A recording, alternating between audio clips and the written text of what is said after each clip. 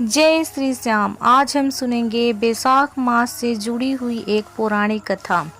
किसी समय वंग देश में हेमकांत नाम से एक राजा थे। एक दिन वे शिकार खेलने वन में गए। शिकार करते करते वे अपने सैनिकों से बिछड़ गए और थक गए।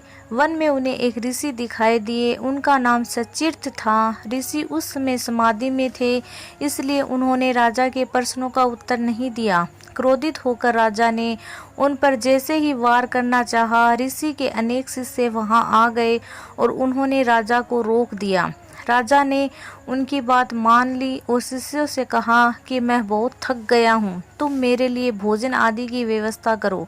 शिष्यों ने कहा, हे राजा, हम अपने गुरु की आज्ञा के बिना कुछ नहीं करते, इसलिए हम आपका आतिथ्य नहीं कर सकते। शिष्यों के ऐसा करने पर राजा को क्रोध आ गया और वे बाण चलाने लगे। राजा के बाणों से कई शिष्य मारे गए।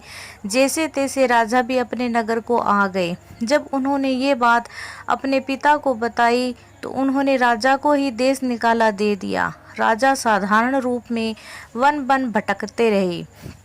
इस तरह 28 साल बीत गए। एक दिन बैसाख मास में महामुनि त्रिथ जंगल से गुजर रहे थे। तभी भूख प्यास से व्याकुल होकर वे बेहोश होकर गिर पड़े। हेमकांत ने उन्हें देख लिया और पानी आदि की व्यवस्था की। हेमकांत के ऐसा करने से उनके पाप कर्म नष्ट हो गए। अंत समय में यमदूत जब हेमकांत के प्राण लेने के लिए आए तो वह भगवान विष्णु का ध्यान करने लगा। तभी भगवान विष्णु के दूत वहां प्रकट हुए और उन्होंने यमदूत से कहा कि बैसाख मास में एक मुनि को जल पिलाने और उनके प्राण बचाने से अब हेमकांत निष्पाप हो गया है, इसलिए तुम यहाँ से चले जाओ। यही भगवान विष्णु का आदेश है।